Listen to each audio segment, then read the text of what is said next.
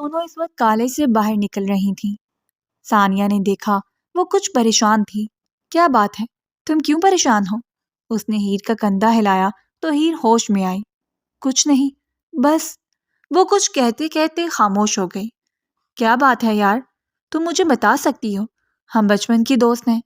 ثانیہ نے اسے دلاسا دینا چاہا کیونکہ ہیر اسے پریشان لگ رہی تھی۔ کیا بتاؤں یار، پھپھو پیچھے پڑی ہیں، بار بار یہی کہتی ہیں کہ ہیر کا رشتہ دو، اور ابا بھی ہاں کر چکے ہیں۔ ثانیہ نے دیکھا بات کرتے ساتھ اس کی آنکھوں میں موٹے موٹے آنسو آ گئے تھے۔ تو تم وہاں شادی نہیں کرنا چاہتی؟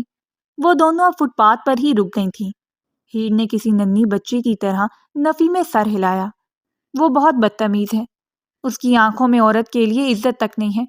مجھے ایسے مرد سے شادی نہیں کرنی۔ آنکھوں سے آنسو نکلتے ہوئے گالوں پر بہنے لگے۔ ثانیہ کو تکلیف ہوئی۔ تو تم اپنے ابا سے بات کرو اور انہیں بتاؤ کہ تم اپنے اس کزن سے شادی نہیں کرنا چاہتی۔ ثانیہ کے مشورے پر ہیر کو اور زیادہ رونا آیا۔ یار، یہی تو مسئلہ ہے، میں اپنے ابا کو تکلیف نہیں دے سکتی۔ وہ مجھے پڑھا لکھا کر کسی قابل بنا رہے ہیں، انہیں لگتا ہے میں ان کا نام روشن کروں گی۔ اگر ایسے حالات میں منع کر دوں گی تو ان کو بہت تکلیف ہوگی۔ وہ بے بسی کی آخری حد پر تھی۔ ثانیہ کو دلی افسوس ہوا۔ میں دعا کروں گی خدا تمہاری مصیبت حل کر دے اور کوئی درمیانی راستہ نکل آئے کہ تمہارے بابا کو بھی تکلیف نہ ہو اور تمہیں اس سے شادی بھی نہ کرنی پڑے۔ ثانیہ بیچاری سوائے دعا کے اور کیا کر سکتی تھی؟ ہیر سر جھٹک کر دوبارہ چلنے لگی۔ ان دونوں کا کالج گھر سے کچھ دور تھا، مگر ہیر چل کر آتی اور جاتی تھی کیونکہ اس کے باپ کے پاس اتنا سرمایہ نہیں تھا کہ اس کے لیے کسی گاڑی کا بندوبست کرتے۔ وہ 5-7 کلومیٹر تو روز چل ہی سکتی تھی۔ وہ اپنے باپ سے بہت محبت کرتی تھی، ان کا بہت احساس تھا۔ اس نے کبھی بیجا فرمائشیں اور ضد بھی نہیں کی تھی۔ وہ دونوں کچی کالونی کی طرف آ چکی تھیں جب اچانک ہی ان کے سامنے 2 بائیکر آئے اور ان کے گرد گول گول بائک گھمانے لگے۔ ہیر تو فوراً خوفزدہ ہو گئی۔ وہ ایسی صورتحال پر فوراً پریشان ہو جاتی تھی، مگر ثانیہ ان کو غصے سے گھور رہی تھی۔ ہیر جلدی سے ثانیہ سے چپک گئی۔ ان میں سے ایک نے اپنا ہیلمٹ اتارا۔ کہاں جا رہی ہو خوبصورت حسینہ؟ کہو تو ہم چھوڑ دیں۔ خباثت سے آنکھ ونک کرتے ہوئے اس نے ہیر کا سر تا پیر جائزہ لیا۔ ہیر کا دل خوف سے کانپ اٹھا۔ اگر اپنی شکل سلامت رکھنا چاہتے ہو تو نکل جاؤ یہاں سے۔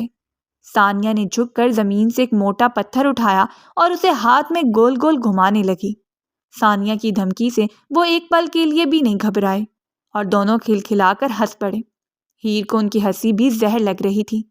کتنی ہی دیر وہ دونوں ہنستے رہے، پھر دونوں بائک سے نیچے اترے۔ ایک ذرا پیچھے ہی رک گیا اور دوسرا جو شکل سے ہی امیر خاندان کا بگڑا ہوا رئیس زادہ لگ رہا تھا وہ ہیر کی جانب بڑھا۔ ہیر خوف زدہ ہوتی پیچھے ہو رہی تھی۔ اسے تو زندگی میں ہر مرد سے ہی خوف آتا تھا۔ اس نے ہیر کو ہاتھ لگانا چاہا مگر درمیان میں ہی ثانیہ آ گئی۔ اسے غصہ آیا، اس نے ثانیہ کو پیچھے دھکیلا۔ ثانیہ سیدھا زمین پر گری، اتنی زوردار گری کہ سر پر چوٹ آئی اور خون کی ایک ننھی اور پتلی سی لکیر بہتی ہوئی گال پر آ گئی۔ وہ اپنا دوپٹہ سر پر رکھ کر دبانے لگی۔ ہیر کو تو سانس لینے میں بھی تکلیف ہو رہی تھی۔ اس نے آگے بڑھ کر ہیر کی کلائی پکڑی۔ ہیر کو لگا وہ ابھی گر جائے گی۔ چھوڑو میرا ہاتھ، چھوڑو۔ وہ بن پانی مچھلی کی طرح تڑپ کر اپنا ہاتھ چھڑوانے لگی۔ اس کی خوبصورت آواز سن کر اس لڑکے نے خباثت سے آنکھیں بند کی۔ تمہاری نازکی کو بہت قریب سے محسوس کرنا چاہتا ہوں۔ آنکھوں میں غلاظت لیے وہ بولا اور ہیر کا چہرہ تیزی سے سرخ ہوا۔ ذلت کا احساس حاوی ہو رہا تھا۔ اس سے پہلے وہ کوئی غلط حرکت کرتا، اچانک کسی نے اس رئیس زادے کے منہ پر ایک مکہ دے مارا۔ اس کا ہاتھ فوراً ہیر کی کلائی آزاد کر گیا۔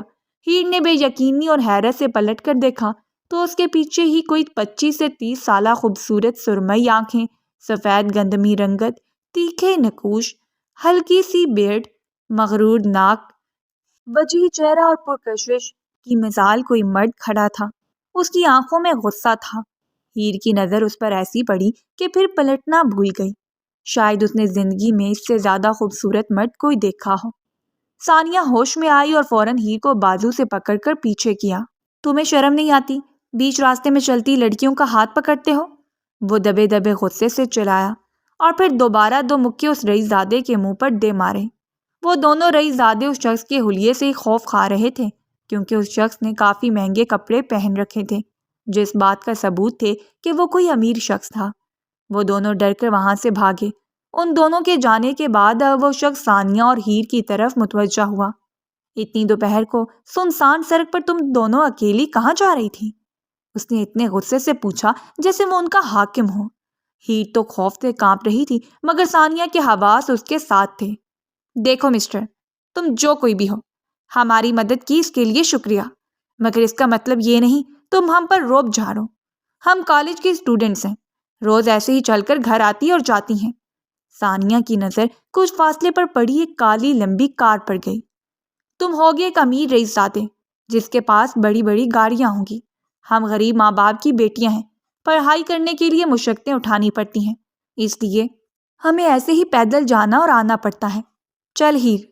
غصے سے اسے ڈانٹتے ہوئے بات کے آخر میں اس نے ہیر کا ہاتھ پکڑا اور اس شخص کو بت بنا چھوڑ کر وہ دوبارہ راستے کی طرف چل پڑی۔ وہ واپس پلٹا، اس کی سرمئی آنکھیں چمکی تھیں، اس کے ہونٹ ہلے۔ ہیر؟ اس کی مسکراہٹ بتا رہی تھی کہ اسے ہیر ایک ہی نظر میں پسند آ چکی ہے۔ تو یہ تھی ہیر وقار، جس کی ماں بچپن میں ہی انتقال کر گئی تھی۔ اس کے باپ نے دوسری شادی کی تھی۔ اس کی سوتیلی ماں شگفتہ بیگم کو ہیر کو زیادہ پسند نہیں تھی، مگر پھر بھی اسے برداشت کر لیتی تھی۔ اس کے 2 بہن بھائی مزید تھے، 16 سالہ نمرہ اور 15 سالہ حسن۔ وہ اپنے دونوں بہن بھائیوں سے بہت پیار کرتی تھی، مگر اس کی سوتیلی ماں ان دونوں کو اس کے قریب بھی بھٹکنے نہیں دیتی تھی۔ اس کے لیے سب کچھ اس کا باپ ہی تھا، اس لیے وہ ان کے لیے کچھ بھی کر سکتی تھی۔ وہ جب گھر میں داخل ہوئی تو پھپھو اور ان کا بیٹا حماد دونوں گھر میں موجود تھے۔ ہیر کا دل ایک دم ویران اور اداس ہو گیا۔ پھپھو اپنے بیٹے حماد کا رشتہ ہیر سے کروانا چاہتی تھی، مگر وہ یہ شادی نہیں کرنا چاہتی تھی، لیکن وہ منع بھی نہیں کر سکتی تھی، اسے اپنے باپ کا مان رکھنا تھا۔ ارے لو، ہیر بھی آ گئی۔ پھپھو نے لہجے میں چاشنی گھول کر اسے مخاطب کیا۔ مرتی کیا نہ کرتی، اب وہ دیکھ چکی تھی، اس لیے وہ سیدھی ان کے پاس ہی آ گئی۔ ارے وہاں کیوں بیٹھ رہی ہو؟ ادھر آؤ میرے پاس، میری بچی ادھر بیٹھو۔ اس سے پہلے اپنے باپ کے پہلو میں بیٹھتی، انہوں نے ہیر کو بیٹھنے سے منع کر دیا۔ وہ خون کے آنسو حلق میں ہی اتار کر ان کے پاس آ کر بیٹھی۔ اسے اتنی وحشت ہو رہی تھی، دل چاہ رہا تھا ایسے رشتے سے بہتر ہے مر جائے، مگر اپنے باپ کی خوشی کے لیے وہ یہ گھونٹ بھی بھر سکتی تھی۔ پھپھو نے اب اپنے ہاتھ سے ایک سونے کی انگوٹھی اتار کر ہیر کے ہاتھ میں پہنائی۔ یہ ہماری خاندانی انگوٹھی ہے، آج سے تم ہماری امانت ہو۔ اس کے سر پر ہاتھ پھیرتے ہوئے پھپھو نے مسکرا کر بتایا۔ سب کے چہروں پر مسکراہٹ تھی اور وہ حماد شیطانی مسکراہٹ کے ساتھ ہیر کو گھور رہا تھا۔ ہیر کا دل چاہا کہیں غائب ہو جائے، مگر وہ یہاں سے ہل نہیں سکتی تھی۔ اس کی آنکھیں لمحوں میں بھیگی تھیں، مگر وہ اپنی آنکھوں کی نمی کو اندر ہی اندر دھکیل رہی تھی۔ بہت مشکل کے بعد جب اسے یہاں بیٹھنا دوبھر ہوا تو اس نے پھپھو کو مخاطب کیا۔ پھپھو، میں جاؤں؟ اصل میں کالج سے آئی ہوں تو یونیفارم چینج کرنا ہے۔ بہت مشکل سے اپنی آواز کو بھیگا ہونے سے روک نہ پائی۔ ہاں ہاں، کیوں نہیں میری بیٹی، جاؤ۔ پھپھو نے اجازت دی۔ وہ تو فوراً وہاں سے بھاگی، کیونکہ حماد کی نظریں وہ مزید برداشت نہیں کر پا رہی تھی۔ پیچھے پھپھو اب ہیر کے باپ سے کہہ رہی تھی، بس میں چاہتی ہوں اگلے ہی مہینے تم رخصتی کی تاریخ دے دو۔ وہ کچھ حیران ہوئے، مگر آپا یہ کچھ زیادہ جلدی نہیں ہے؟ بیٹی کا باپ تھا، پریشان ہونا لازم تھا۔ ارے نہیں نہیں، تمہیں کوئی بھی جہیز وغیرہ دینے کی ضرورت نہیں ہے۔ ماشاءاللہ سے حماد کی بہت اچھی جاب لگ چکی ہے، بہت جلد کمپنی اسے گھر کے ساتھ ایک گاڑی بھی دے گی۔ بس تم اپنی بیٹی ہمیں دے دو، یہی ہیرے جیسی ہے۔ اور وقار صاحب کا مان بڑھ گیا، انہوں نے فوراً دن پکے کر دیے۔ اور ہیر جو کمرے کے باہر کھڑی تھی، ساری باتیں کانوں میں پڑتے ہی اس کا سانس رک گیا۔ اسے لگ رہا تھا کہ پھپھو اس کی موت کا پروانہ سنا رہی ہیں۔ اسے حماد ایک آنکھ بھی نہیں بھاتا تھا۔ 26 سالہ حماد شکل سے ہی لوفر تھا، اس کی حرکتیں بھی ایسی ہی تھیں، اور 18 سالہ ہیر خوبصورتی کی مثال تھی۔ اس کی گہری بھوری آنکھیں، اس کا سفید دودھیا چہرہ، اس کے گول نقش نین، وہ بہت خوبصورت تھی۔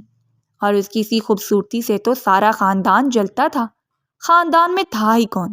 ایک تایا تھے، وہ کافی امیر تھے، اس لیے کبھی منہ نہیں لگایا۔ وہ تو سالوں پہلے ہی اپنا ہر رشتہ توڑ کر جا چکے تھے۔ دوسری پھپھو تھیں، جن کا اکلوتا بیٹا تھا، جس کی کچھ ماہ پہلے ہی ایک کمپنی میں کافی اچھی جاب لگ گئی تھی۔ پھپھو کے تو پاؤں گویا زمین پر ٹک ہی نہیں رہے تھے، اور وقار صاحب بھی کچھ دب سے گئے، اس لیے فوراً اپنی بیٹی کا رشتہ طے کر دیا۔ وہ اپنے من بھاری قدم اٹھاتی ہوئی واپس کمرے میں آئی اور بند ہو گئی، آنکھیں بہنے کے لیے بےتاب تھیں۔ اسی ماہ کے آخر میں اس کے سیکنڈ ایئر کے پیپرز تھے۔ وہ آگے پڑھنا چاہتی تھی مگر جانتی تھی پھپھو کبھی بھی ایسا نہیں ہونے دیں گی، اور حماد کا بس نہ چلتا وہ تو ابھی سے ہی ہیر کو اپنی دسترس میں لے لیتا۔ وہ اپنے بیڈ سے ٹیک لگائے چھت کو گھور رہی تھی، آنکھوں سے آنسو بہتے ہوئے سارا چہرہ گیلا کر رہے تھے۔ وہ بہت مجبور تھی، اپنے باپ کے سامنے انکار تو ہرگز نہیں کر سکتی تھی۔ دل پر پتھر رکھ کر اس نے یہ فیصلہ قبول کرنا چاہا اور سب کچھ خدا کی امان میں دے دیا۔ بے شک وہ خدا بہترین کارساز ہے۔ اگلے دن جب وہ کالج سے واپس آ رہی تھی تو راستے میں پھر دوبارہ اسے وہ شخص مل گیا جس نے کل ہیر کو ان دونوں بائکرز سے بچایا تھا۔ ثانیہ بھی اس کے ساتھ ہی تھی۔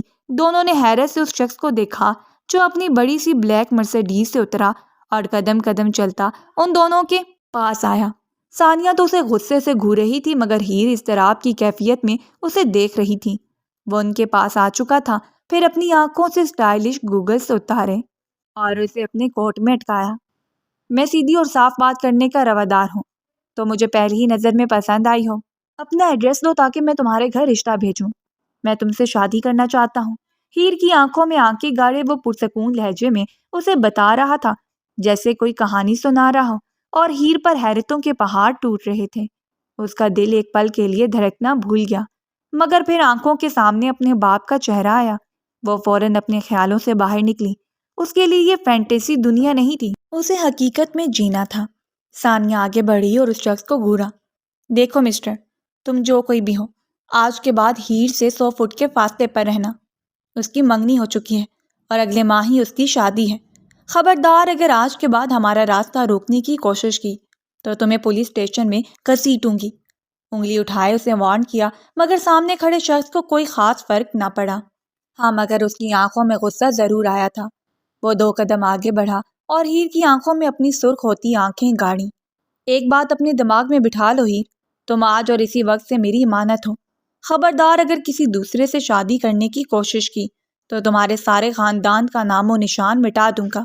اس نے انگلی اٹھائے اتنے سخت لہجے میں وارن کیا کہ ہیر کا سارا جسم خوف سے کپکپا اٹھا۔ وہ خوفزدہ آنکھوں کے ساتھ اس امیر شخص کو دیکھ کر رہ گئی۔ ثانیہ نے غصے سے ہیر کا ہاتھ پکڑا اور اسے لے کر چل پڑی۔ ہیر کے تو دماغ میں دھماکے ہو رہے تھے۔ وہ اس کے خاندان کو تباہ کرنے کی بات کر رہا تھا اور ایک طرف اس کا باپ تھا جو اسے اتنی ساری امیدیں لگائے بیٹھا تھا۔ نہیں، ہیر کبھی بھی کسی غلط راہ پر نہیں چل سکتی۔ وہ وہی کرے گی جو اس کا باپ چاہے گا۔ وہ خود سے عہد کر چکی تھی۔ دن ایک ایک کر کے گزرنے لگے۔ وہ ساری فکروں کو چھوڑ کر صرف اپنی پیپرز دے رہی تھی۔ گھر میں شادی کی تیاریاں زور و شور سے جاری تھیں مگر ہیر کو تو کوئی فرق ہی نہیں پڑتا تھا۔ اس کے لیے تو یہ شادی نہیں موت تھی۔ کیا فرق پڑتا تھا؟ سفید کفن کی جگہ وہ سرخ لہنگے میں جاتی۔ اس دن کے بعد سے وہ امیر شخص اسے دوبارہ نظر نہیں آیا۔ ہیر کچھ پرسکون تھی مگر اس شخص کی آنکھوں میں کچھ تھا جو آج بھی ہیر بھلا نہیں پا رہی تھی۔ ایسا لگتا تھا جیسے وہ ضرور کچھ نہ کچھ کرے گا۔ اور آخرکار وہ دن بھی آ گیا جب ہیر کی زندگی کا فیصلہ ہونا تھا۔ وہ دلہن بنی بیٹھی تھی مگر چہرے پر مسکراہٹ رسمی تک نہیں تھی۔ اس کی آنکھیں اداس تھیں، دل ویران تھا۔ اس کا دل چاہ رہا تھا وہ یہاں سے اٹھ کر بھاگ جائے مگر وہ کچھ نہیں کر سکتی تھی۔ ثانیہ اس کے پاس بیٹھی بس افسوس ہی کر سکتی تھی۔ ہیر ابھی بھی وقت ہے، اپنے ابا سے بات کر لو۔ اس نے ایک آخری کوشش کرنی چاہی اور ہیر نے اس کی طرف ایسے دیکھا جیسے اسے ثانیہ کی دماغی حالت پر شبہ ہو۔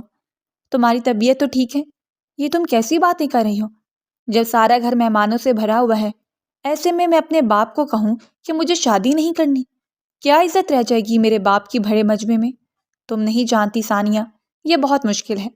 تم خود بھی ایک بیٹی ہو اور بیٹیاں اپنے باپ کے مان کے سامنے اپنا سر جھکا دیتی ہیں۔ یہ میرے باپ کی عزت کا معاملہ ہے، میں ان کی عزت پر کوئی حرف نہیں آنے دوں گی۔ سنجیدگی اور سختی سے کہتے ہوئے اس نے خود کو پتھر کر لینا چاہا۔ وہ کمرے میں بیٹھی تھی، ساری تیاریاں چھوٹے سے صحن میں ہی کی گئی تھیں۔ پھپھو نے کہا تھا بارات پر زیادہ لوگ نہیں آئیں گے مگر ہیر کو کوئی فرق نہیں پڑتا تھا۔ کچھ گھنٹے گزر گئے مگر اب تک بارات نہیں آئی تھی۔ پھر کافی دیر بعد شور اٹھا کہ بارات آ گئی ہے اور ہیر کو لگ رہا تھا جیسے موت کا فرشتہ اس کے قریب آ رہا ہے۔ ہیر کی ماں اور ثانیہ دونوں نے اسے کرسی سے اٹھایا اور پھر باہر کی جانب بڑھی۔ اسٹیج پر لا کر بٹھا دیا گیا مگر دولہا کہیں نہیں تھا۔ آپا، یہ دولہے کے بغیر کون سی بارات ہے؟ وقار صاحب نے کچھ پریشانی سے اپنی بہن سے پوچھا۔ سلمیٰ بیگم بھی کچھ پریشان ہوئی۔ وہ گھر سے تو سیلون کے لیے نکلا تھا اور کہہ رہا تھا کہ وہ سیدھا یہیں آئے گا، مگر یہاں اب تک پہنچا کیوں نہیں؟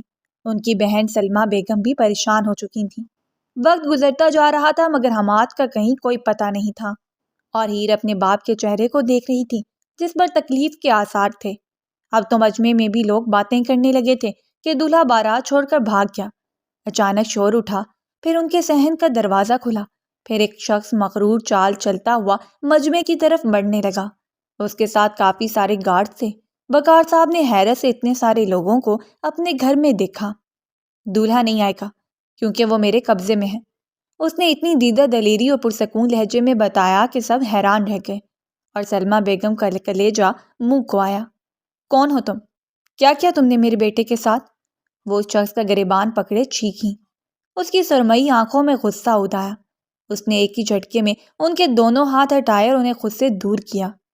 وہ اس لیے کیونکہ ہیر صرف میری ہے، اس پر صرف میرا حق ہے، اور ابھی اسی وقت میں اس سے نکاح کروں گا۔ خبردار اگر کسی نے نکاح کو روکنے کی کوشش کی تو یہاں لاشیں بچھیں گی۔ اس کے الفاظ میں اتنی سفاکیت تھی کہ ہیر کپ کپا اٹھی۔ وقار صاحب نے پھٹی پھٹی نگاہوں سے ہیر کو دیکھا۔ وہ فوراً اس نشست سے اٹھی۔ ابا، میں نہیں جانتی یہ کون ہے، میرا یقین کرے۔ وہ اپنے باپ کے پاس آئی اور انہیں یقین دلانا چاہا مگر وقار صاحب کی عزت پر حرف آیا تھا۔ لوگ باتیں کرنا شروع ہو چکے تھے، ہر طرف چہ مگوئیاں ہونے لگی تھیں۔ ابا قسم لے لیں، میں نہیں جانتی۔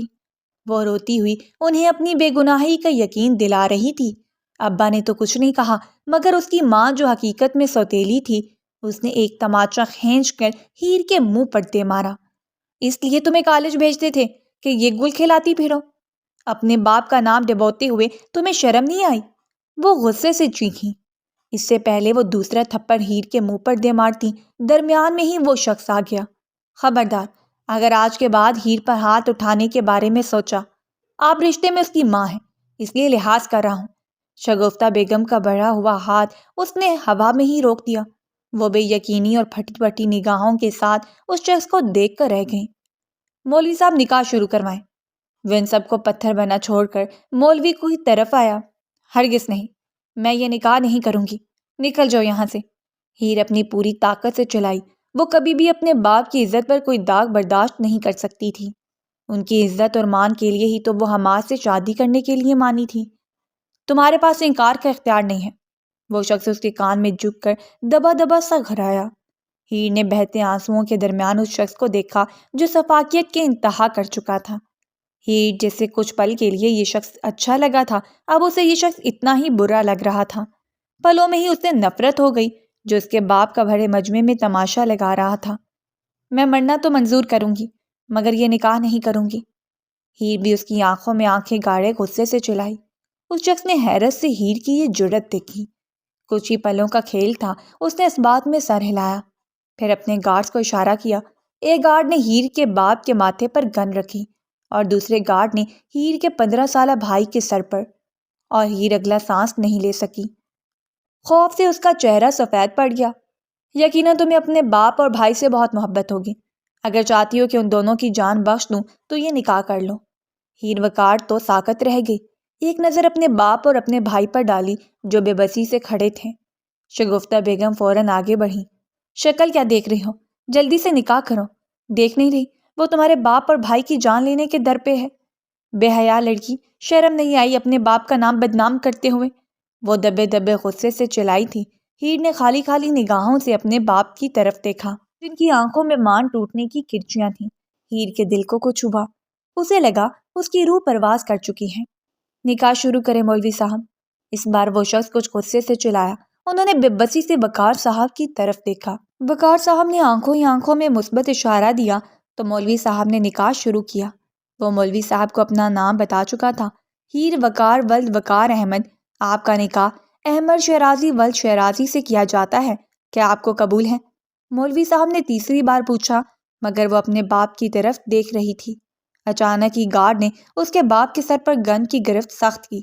اس کے باپ نے بے بسی سے سر ہلایا اور پھر کہیں جا کر ہیر کے لب پھڑپھڑائے۔ قبول ہے، اس نے اپنے باپ کی مرضی سے یہ نکاح کیا تھا، مگر وہ جان چکی تھی کہ اس کا باپ اس سے بہت دور جا چکا ہے۔ اس نے اپنے باپ کو تکلیف دی ہے، وہ ان کا مان توڑ چکی ہے۔ بے بسی ہی بے بسی تھی، خدا نے اسے حماد جیسے سفاک درندے سے تو بچا لیا، مگر وہ ایک نئی مصیبت میں پھنس چکی تھی۔ کون تھا یہ احمد شیرازی؟ وہ تو یہ بھی نہیں جانتی تھی۔ جیسے ہی ایجاب و قبول کا مرحلہ طے ہوا، وہ شخص آگے بڑھا اور پورے استحقاق سے ہیر کا ہاتھ پکڑا اور بنا کسی کی طرف دیکھے اسے لیتا ہوا وہ صحن عبور کر گیا، اور ہیر پتھر کی مورت بنی اس کے ساتھ چلتی رہ گئی۔ وہ آخری بار اپنے باپ کو دیکھ نہ سکی، ان سے نظر نہ ملا سکی، ان سے معافی نہ مانگ سکی، اپنے باپ کے سامنے وہ سر اٹھانے کے قابل نہ رہی۔ دوسری طرف ثانیہ کے چہرے پر مسکراہٹ تھی، نہ جانے کیوں اسے یہ سب بہت اچھا لگ رہا تھا۔ جو شخص ہیر کے لیے اتنا سب کچھ کر سکتا ہے تو پھر وہ اسے کتنا ٹوٹ کر چاہتا ہوگا۔ وہ جا چکی تھی، ایک گارڈ نے اس کا آخری پیغام دیا اور وہ بھی باہر نکل گیا۔ کچھ دیر بعد آپ کا بیٹا واپس آ جائے گا۔ پھپھو وہی کرسی پر بیٹھی رو رہی تھیں اور اب ہیر کو برا بھلا کہہ رہی تھیں۔ میرا ہی دماغ خراب تھا جو اپنی اتنی اچھی اور سیدھی بھتیجی کو اپنا بہو بنانے چلی تھی۔ میں کہاں جانتی تھی کہ یہ ایسی نکلے گی، پتہ نہیں کس کس کے ساتھ چکر چلاتی ہوگی۔ پھپھو اب بھی رو رو کر اپنی بھڑاس نکال رہی تھی۔ سارے مہمان جا چکے تھے اور اس کا باپ نڈھال سا ہوتا وہیں کرسی پر گر سا گیا۔ ثانیہ ان کے پاس آئی اور انہیں ساری بات بتائی۔ وہ جانتی تھی ہیر کے لیے اس کا باپ کتنا خاص ہے۔ ساری بات سن کر وقار صاحب کی آنکھوں سے آنسو بہنے لگے۔ ان کی بیٹی اتنی اچھی تھی، انہیں یقین نہ ہوا۔ ان کی خاطر وہ اپنی ناپسندیدگی کو بھی قبول کر رہی تھی۔ انہیں افسوس ہوا وہ اپنی بیٹی کی مرضی کیوں نہ جان پائے۔ انہیں تو لگا ہیر نے اپنی مرضی سے اس رشتے کے لیے ہاں کی ہوگی۔ اب انہیں اچھا لگ رہا تھا کہ ہیر کی شادی حماد سے نہیں ہوئی، مگر وہ شخص جو اسے زبردستی نکاح کر کے لے کر گیا ہے، وہ اس کے ساتھ کیسا سلوک کرے گا، بس وہ یہی سوچ کر رہ گئے۔ وہ اس کے ساتھ گاڑی کی فرنٹ سیٹ پر بیٹھی ہوئی تھی اور وہ گاڑی چلا رہا تھا۔ وہ اسے کہاں لے کر جا رہا تھا ہیر کو کوئی ہوش نہیں تھی۔ وہ تو بس اپنے باپ کی ان آنکھوں میں ہی اٹک گئی تھی جن میں مان ٹوٹنے کی کرچیاں تھیں۔ وہ اسے لے کر اپنے گھر میں آ چکا تھا۔ گاڑی پارک کی، گاڑی سے باہر نکلا، دوسری سائڈ آ کر دروازہ کھولا، ہیر کا کندھا ہلایا تو وہ ہوش میں آئی۔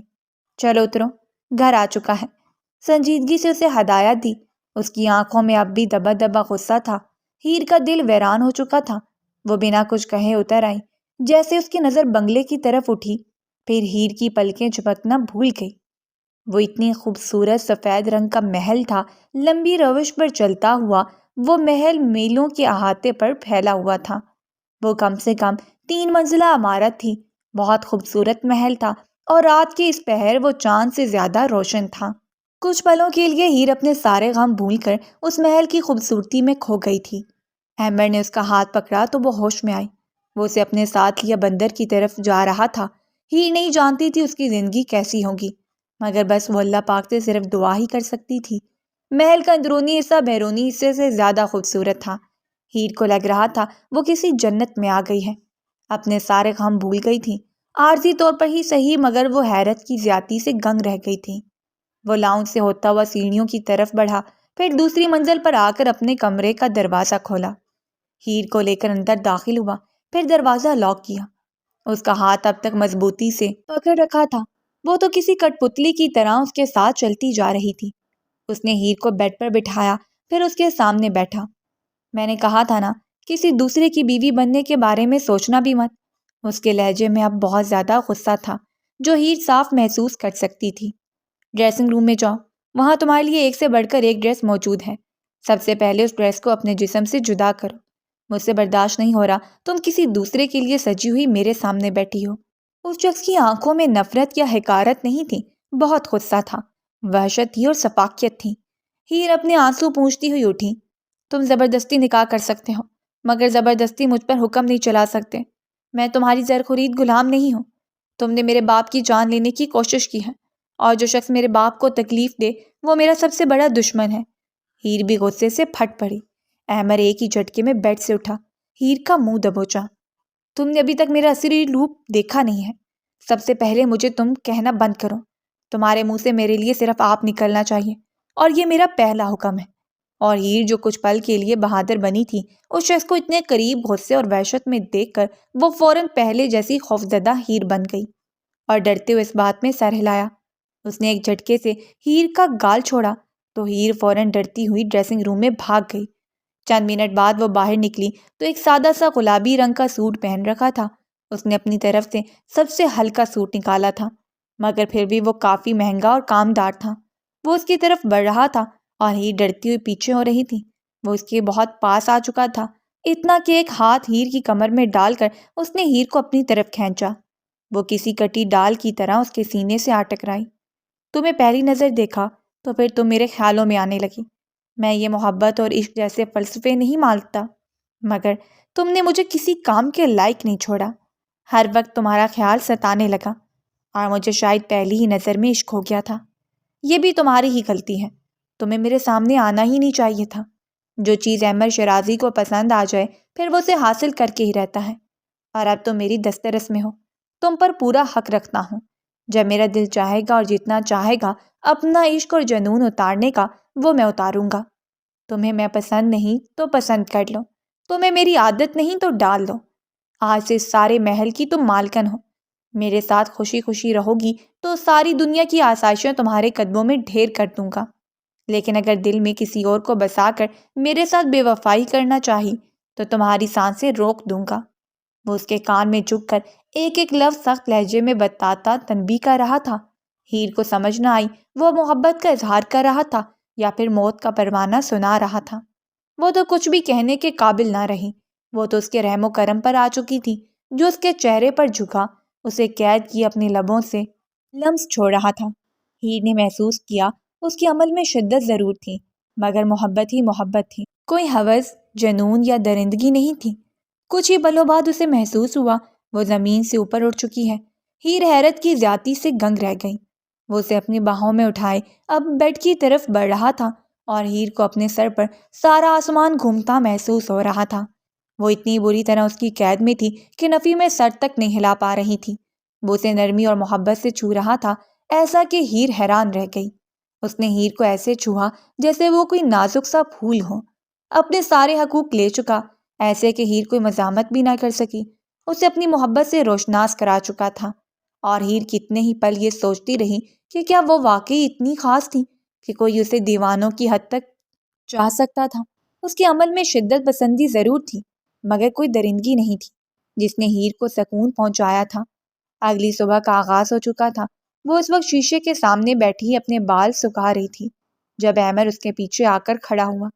پھر اس کے گلے میں ایک نازک مگر نفیس اور خوبصورت ڈائمنڈ کا نیکلس پہنایا۔ یہ تمہاری منہ دکھائی ہے، ہیر نے اسی بے تاثر لہجے کے ساتھ دوبارہ اپنے بال کنگھی کرنا شروع کیے۔ احمد نے کچھ حیرت سے ہیر کا یہ رویہ دیکھا۔ ایک بات تو وہ جان چکا تھا، اس لڑکی کو دولت میں کوئی انٹرسٹ نہیں ہے۔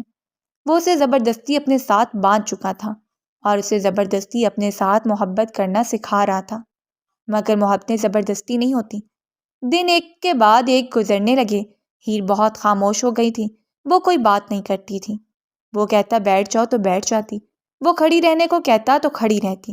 مطلب وہ اتنی زیادہ خاموش ہو چکی تھی، اس کے ہر عمل پر خاموشی سے سر جھکاتی، اسے کوئی بھی بات نہیں کرتی تھی۔ شاید ہی ایک ہفتے میں اس نے ہیر کی آواز بھی سنی ہو۔ آج ہیر صبح سے بے چین تھی، پورا ایک ہفتہ ہو چکا تھا اس نے اپنے باپ کی شکل نہیں دیکھی تھی۔ وہ بدگمانی دور کرنا چاہتی تھی، وہ اپنے باپ کو سچ بتانا چاہتی تھی۔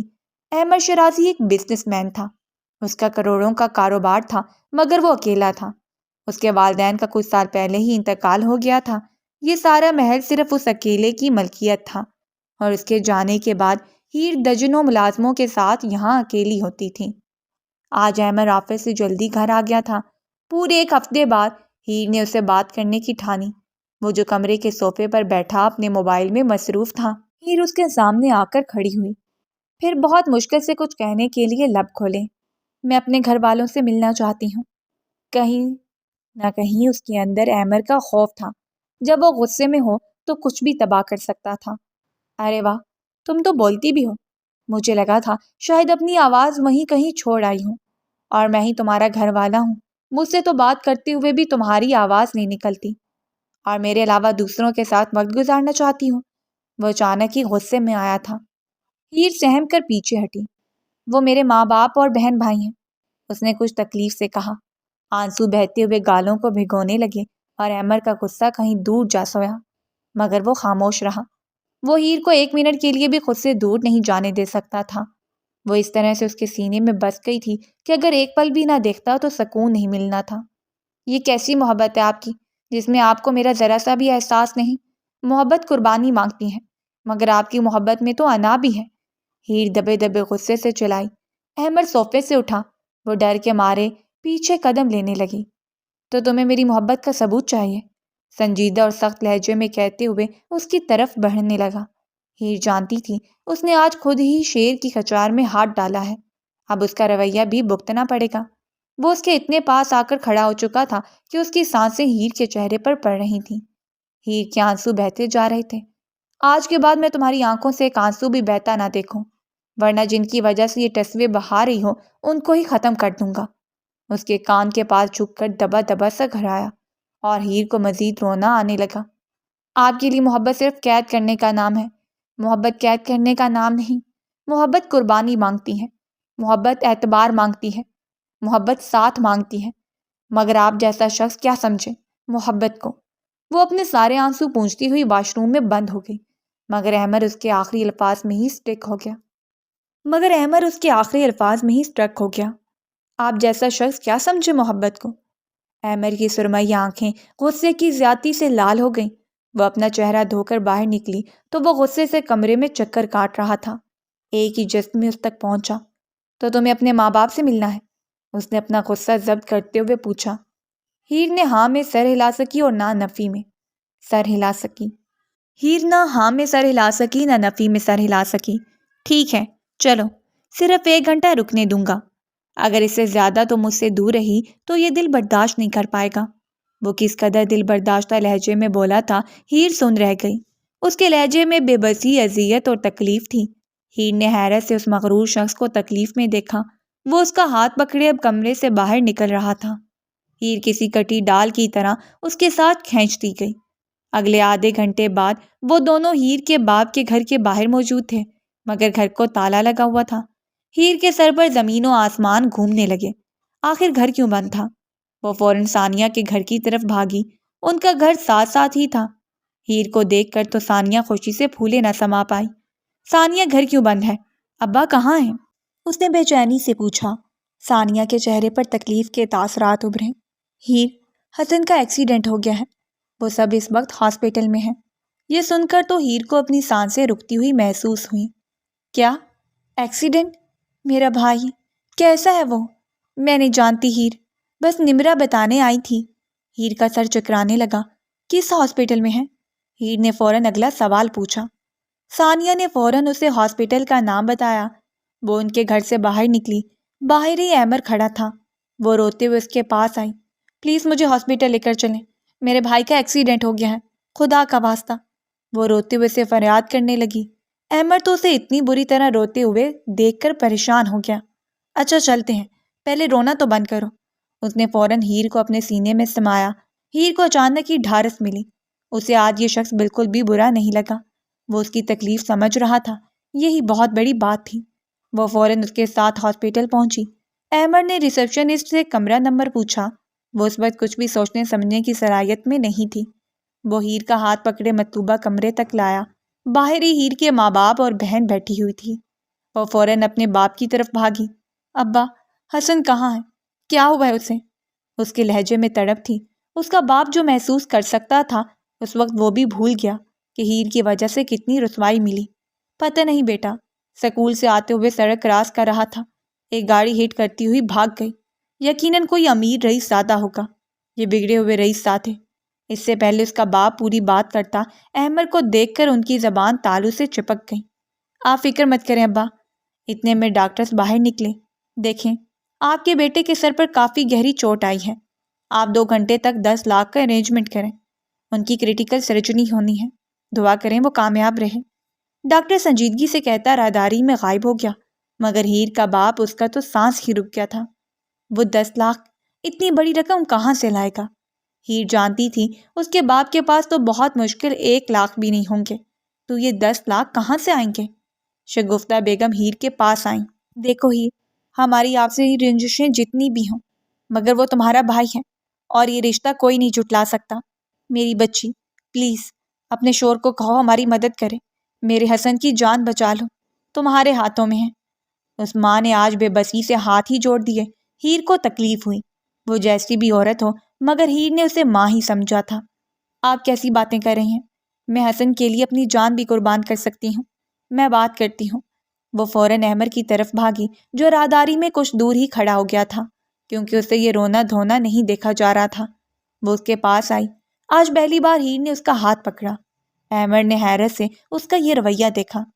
میرے بھائی کی زندگی اور موت آپ کے ہاتھوں میں ہے، پلیز اسے بچا لیں۔ میں وعدہ کرتی ہوں ساری زندگی آپ کی مرضی سے گزاروں گی۔ ڈاکٹرز نے کہا ہے 10 لاکھ روپے چاہیے، اس کی سرجری ہوگی، مگر میرے ابا کے پاس اتنے پیسے نہیں ہیں، خدا را۔ ہیر اس سے پہلے ہاتھ جوڑتی، احمر نے فوراً اس کے دونوں ہاتھ پکڑے۔ خبردار، اگر آج کے بعد تم نے اس طرح گڑگڑانے کا سوچا، تم حکم کرنے کا حق رکھتی ہو مجھ پر، حکم چلاؤ۔ تم میرے دل کی ملکہ ہو، تمہاری خاطر میں ساری سلطنت لٹا سکتا ہوں۔ احمر کی انا تو وہیں کہیں دب گئی، وہ ہیر کو ایک سیکنڈ کے لیے بھی روتا ہوا نہیں دیکھ سکتا تھا، آخر وہ اس کا عشق اور جنون تھی۔ فکر مت کرو، اگلے آدھے گھنٹے میں تمہارے بھائی کا آپریشن شروع ہو جائے گا۔ اسے تسلی دیتے ہوئے احمر وہاں سے نکل گیا اور پھر واقعی اگلے آدھے گھنٹے میں حسن کی سرجری شروع ہو گئی تھی۔ ہاسپٹل کا سارا خرچہ اور ڈاکٹرز کے ساتھ ہر قسم کی بات احمر نے ہی کی تھی۔ ہیر ان کے پاس ہی تھی۔ شام سے رات ہو چکی تھی مگر ہیر ہلنے سے انکاری تھی۔ احمر نے بھی زیادہ زور نہیں دیا کیونکہ کہیں نہ کہیں اسے بھی اپنے مرے ہوئے ماں باپ یاد آئے تھے جو اسی طرح ایک ایکسیڈنٹ میں موت کی نظر ہوئے تھے۔ اسے یاد آیا وہ 18 سالہ بچہ لوگوں سے فریاد کر رہا تھا کہ اس کے ماں باپ کی جان بچا لی جائے کیونکہ ان کے آپریشن کے لیے پیسے چاہیے تھے مگر کوئی اس کی مدد کرنے کے لیے تیار نہیں تھا۔ اس نے تہیہ کیا تھا وہ اتنا کمائے گا کہ لوگ اس کے سامنے نظریں جھکا کر چلیں۔ حسن کا آپریشن کامیاب ہوا تھا۔ ڈاکٹرز نے کہا اسے 12 گھنٹوں تک ہوش آ جائے گا۔ رات کافی گہری ہو چکی تھی۔ ہیر، چلو گھر چلتے ہیں، تمہارا ہاسپٹل رہنا مناسب نہیں، اس نے اس بار نرمی سے مخاطب کیا۔ ہیر جو ویران آنکھیں لی ہاسپٹل کے کوریڈور میں بینچ پر بیٹھی تھی، اس نے تکلیف سے احمر کی طرف دیکھا۔ پلیز مجھے یہیں رہنے دیں، میرا بھائی۔ وہ اپنی بات پوری نہیں کر پائی کیونکہ حلق میں آنسوؤں کا گولا اٹک چکا تھا۔ صبح ہوتے دوبارہ آ جائیں گے مگر اس وقت تم یہاں نہیں رکو گی۔ احمر اب بھی نرمی سے ہی کہہ رہا تھا۔ ہیر کے ابا ان کے پاس ہی کھڑے ان کی ساری بات سن چکے تھے۔ بیٹا، وہ ٹھیک کہہ رہا ہے، جاؤ اپنے گھر، ویسے بھی بیٹیاں شادی کے بعد اپنے گھر میں ہی اچھی لگتی ہیں۔ ابا کے لہجے میں نرمی تھی۔ ہیر کو کچھ حوصلہ ملا۔ احمر کھڑا ہوا پھر ہیر کے ابا کے پاس آیا۔ میں جانتا ہوں بھلے ہی میرا طریقہ غلط تھا مگر میری نیت غلط نہیں تھی۔ اس وقت مجھے غصہ بہت زیادہ آیا تھا اور جب مجھے غصہ آتا ہے تو میرا دماغ میرے قابو میں نہیں رہتا۔ مجھے ہیر پہلی ہی نظر میں پسند آئی تھی، یہ میری پہلی نظر کا عشق ہے اور میں اسے ساری زندگی خوش رکھوں گا، اتنا بھروسہ رکھیں اور ہو سکے تو مجھے معاف کر دیجیے گا۔ شاید احمر نے پہلی بار کسی کے سامنے عاجزی اپنائی تھی۔ وقار صاحب نے اس کے کندھے پر ہاتھ رکھا۔ تم نے میرے بیٹے کی جان بچا کر جو مجھ پر احسان کیا ہے تو ہر غلطی کی تلافی ہو چکی ہے۔ احمر کے چہرے پر رسمی سی مسکراہٹ نمودار ہوئی۔ جاؤ بیٹا، اپنے گھر جاؤ۔ انہوں نے دوبارہ ہیر کو مخاطب کیا۔ ہیر بنا کچھ کہے اٹھ گئی اور احمر کے ساتھ ہاسپٹل سے باہر نکل گئی۔ وہ سارا راستہ بہت خاموش تھی۔ احمر محسوس کر سکتا ہے۔ گھر آنے کے بعد بھی وہ سیدھا بیڈ پر لیٹ گئی اور کچھ ہی منٹوں میں سو گئی۔ شاید پریشانی سے اس کے سر میں درد ہو رہا تھا۔ احمر نے بھی اسے تنگ کرنا مناسب نہیں سمجھا۔ اگلے دن بہت مشکل سے اس نے ہیر کو ناشتے کے لیے راضی کیا۔ اگر ناشتہ کرو گی تب ہی چلیں گے۔ جب وہ کچھ بھی کھانے کے لیے نہیں مانی تو احمر نے اسے دھمکی دی اور پھر وہ فوراً اچھی بچی کی طرح کھانا کھانے لگی۔ پھر وہ فوراً اسے اپنے ساتھ ہاسپٹل لے آیا۔ حسن کو ہوش آ گیا تھا اور اپنی بہن کو دیکھ کر وہ بہت خوش تھا۔ نمرہ اور حسن بھی اسے بہت پیار کرتے تھے مگر بس اپنی ماں کے ڈر سے اسے دور رہتے تھے۔ احمر نے ہیر کو اپنی بہن بھائیوں کے ساتھ خوش دیکھا تو اسے اچھا لگا۔ اب اسے سمجھ آنے لگی تھی کہ محبت میں قید نہیں کیا جاتا، محبت میں آزاد چھوڑا جاتا ہے۔ اگر وہ آپ کے پاس لوٹ آئے تو آپ کا، اور اگر نہیں لوٹا تو کبھی آپ کا تھا ہی نہیں۔ ہیر سارا دن ہاسپٹل میں ہی رہی۔ پھر شام کو اس نے خود ہی احمر کو کہا، ہمیں گھر چلنا چاہیے۔ احمد اپنے سارے کام چھوڑ کر ہاسپٹل میں ہی تھا۔ وہ ہیر کو 1 منٹ کے لیے بھی اکیلا نہیں چھوڑ سکتا تھا۔ ہیر کی اس بات پر نہ جانے کیوں احمد کو بہت اچھا لگا۔ وہ جیسے اس کا رویہ اس کی طبیعت سمجھنے لگی تھی۔ واپس گھر آ گئے۔ اگلے دن حسن بھی ڈسچارج ہو کر گھر جا چکا تھا۔ 2 دن مزید گزر گئے۔ ہیر اپنے ابا کے ساتھ رابطے میں تھی۔ احمد نے اسے موبائل لا کر دیا تھا، مگر اس نے 4-5 دنوں سے اسے ہاتھ بھی نہیں لگایا۔ مگر اب اس نے موبائل چلانے کا فیصلہ کیا تھا۔ اس محل میں ہر سہولت تھی، مگر اپنے ماں باپ سے ملنے کے بعد ہیر خوش ہوئی تھی۔ 3 دن بعد اتوار تھا۔ آج اس نے احمد سے فرمائش کی کہ وہ گھر جانا چاہتی ہیں، بس کچھ گھنٹوں کے لیے، پھر وہ واپس آ جائے گی۔ وہ اب اسے فرمائشیں کرنے لگی تھی، اس کی باتیں بھی ماننے لگی تھی، اسے باتیں بھی کرنے لگی تھی۔ وہ آہستہ آہستہ خود کو بدل رہی تھی، اس رشتے میں ایڈجسٹ کر رہی تھی۔ اور احمد نے حسن کی جان بچانے کے لیے جو کچھ کیا، اس کے بعد تو اس کی مقروض تھی۔ ٹھیک ہے، مجھے ایک میٹنگ میں جانا ہے، میں تمہیں جاتے ہوئے ڈراپ کر دوں گا اور آتے ہوئے لے آؤں گا۔ ہیر خوش ہو گئی۔ اس کے چہرے پر پہلی بار احمد کی وجہ سے خوشی آئی تھی۔ احمد نے تو نہ جانے اس کی کتنی بلائیں لے ڈالیں۔ وہ اس کے پاس ہی کھڑی تھی جب وہ شیشے کے سامنے کھڑا اپنے بال بنا رہا تھا۔ احمد اس کی طرف پلٹا، پھر محبت سے اس کے ماتھے پر لب رکھے، اور آج پہلی بار ہیر مسکرائی تھی۔ وہ خوشی میں خود ہی آگے بڑھی اور اس کے سینے سے لپٹ گئی۔ احمد کو دلی خوشی ہوئی۔ اسے لگا آج وہ اپنی محبت کو اصل معنوں میں حاصل کر چکا ہے۔ شکریہ مجھے سمجھنے کے لیے، ہیر نے بہت مان سے کہا۔ احمد نے دوبارہ اس کے ماتھے پر لب رکھے۔ اسے بہت سکون محسوس ہو رہا تھا۔ میں تم سے بہت محبت کرتا ہوں، جب چاہے ثابت کروا لینا۔ وہ جیسے کہہ رہا تھا، میں دوبارہ بھی تمہارے لیے کچھ بھی کر سکتا ہوں۔ ہیر بس مسکرا کر رہ گئی۔ پھر اس کے ساتھ وہ ابا کے گھر آ گئی اور احمد اسے ڈراپ کیے چلا گیا۔ وہ حسن کے پاس ہی تھی، اسے خود اپنے ہاتھوں سے سوپ بنا کر پلا رہی تھی۔ اماں اور ابا بھی کافی خوش تھے۔ نمرہ شاید سکول چلی گئی۔ اسے یہاں آئے 2 گھنٹے ہو گئے تھے جب دروازے پر دستک ہوئی۔ اسے لگا شاید احمد آ گیا ہوگا۔ وہ اپنا حلیہ ٹھیک کرتی ہوئی دروازے تک آئی۔ دروازہ کھولا، مگر احمد کی جگہ سامنے حماد کھڑا تھا۔ اسے دیکھ کر ہیر کا حلق تک کڑوا ہو گیا۔ تو وہیں ہیر کو دیکھ کر حماد کے چہرے پر طنزیہ مسکراہٹ نمودار ہوئی۔ ارے واہ، مجھے امید نہیں تھی، اتنے بڑے آدمی سے شادی کر کے تم دوبارہ اس جھونپڑی کا رخ کرو گی۔ اس نے طنز میں لپٹے تیر ہیر کے سینے میں مارنے چاہے۔ اپنی بکواس بند کرو، یہ میرے ماں باپ کا گھر ہے، یہاں جب دل چاہے گا میں آ جاؤں گی۔ ہیر کو بھی غصہ آیا۔ ارے واہ، الٹا چور کوتوال کو ڈانٹے۔ ایک تو پہلے مجھے اپنے اس عاشق کی گھنڈوں سے کہہ کے کڈنیپ کروایا، پھر اس سے نکاح رچا لیا، پھر اتنے بڑے آدمی کی بیوی بن گئی، اور اب مجھ پر ہی روب جا رہی ہو۔ تمہیں اپنی اوقات سے باہر ملا ہے۔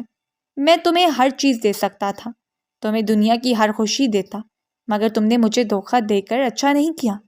وہ غصے سے بات کرتا ہوا ہیر کی طرف قدم لینے لگا۔ ہیر پیچھے ہونے لگی۔ تمہیں کیا لگا تھا میں تم سے شادی کروں گی؟ وہ تو خدا کا شکر ہے، مجھے خدا نے ایک اچھا انسان شوہر کے روپ میں عطا کر دیا۔ اگر اس دن وہ زبردستی آ کر نکاح نہیں کرتا تو شاید میں اسی رات مر جاتی، کیونکہ تم جیسے شخص سے شادی کرنا مرنے کے مترادف ہی تھا۔ حماد کا چہرہ تذلیل سے سرخ ہوا۔ اپنی بکواس بند کرو۔ وہ بھی چلایا۔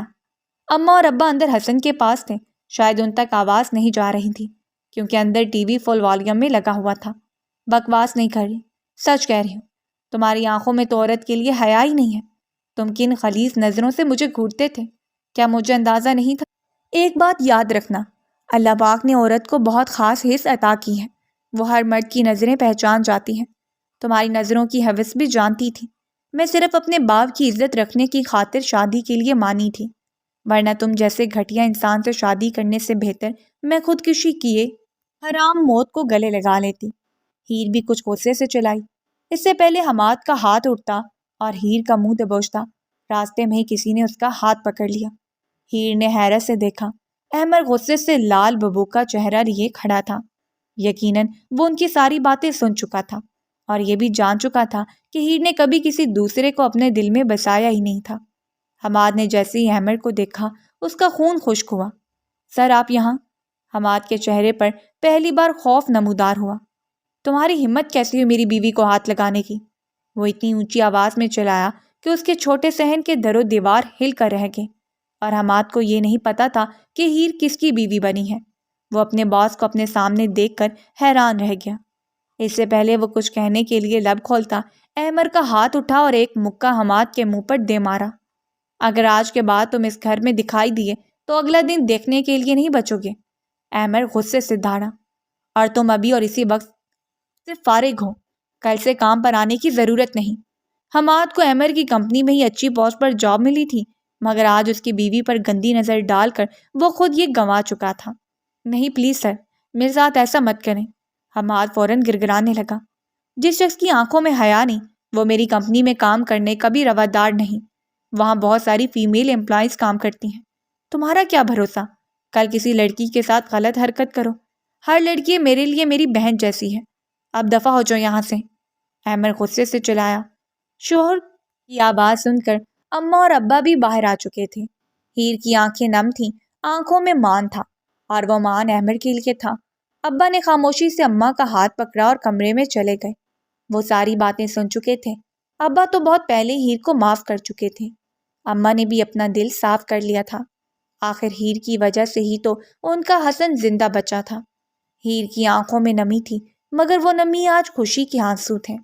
حماد کے جانے کے بعد وہ ہیر کی طرف متوجہ ہوا۔ تم ٹھیک تو ہو؟ اس نے فکر میں ڈوبے لہجے میں پوچھا۔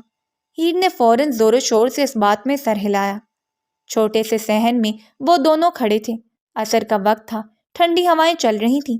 ہیر اپنی نم آنکھوں سے آج اسے محبت سے دیکھ رہی تھی۔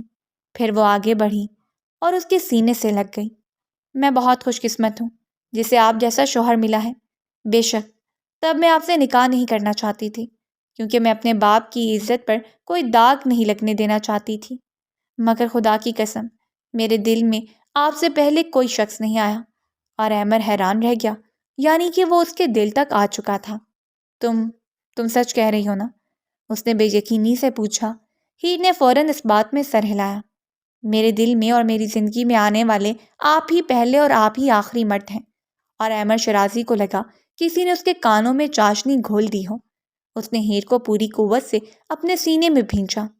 ہیر مسکرا کر رہ گئی۔ پھر اس نے ہیر کے ماتھے پر لب رکھے۔ اپنے گھر چلیں؟ احمد نے اس کے کان میں سرگوشی کی۔ ہیر نے اس بات میں سر ہلایا۔ آپ جہاں چاہیں گے وہاں چلوں گی، اب میری ساری زندگی صرف آپ کے نام ہے۔ وہ محبت سے بوچھے لہجے میں اپنے جذبات کا اظہار کر رہی تھی، کیونکہ یہ وہ شخص تھا جس نے اسے عزت دی تھی۔ ہاں، اس کا نکاح کرنے کا طریقہ غلط تھا، مگر اس نے ہیر کے دل میں اپنی مخلصی سے جگہ بنائی تھی، نہ کہ زبردستی۔ وہ اماں اور ابا سے مل کر چلے گئے۔ آج پہلی بار ہیر گھر جانے کے لیے خوش تھی۔ آج پہلی بار وہ اس گھر کو گھر سمجھ کر جا رہی تھی۔ آج پہلی بار اس نے خود کو خوش محسوس کیا تھا۔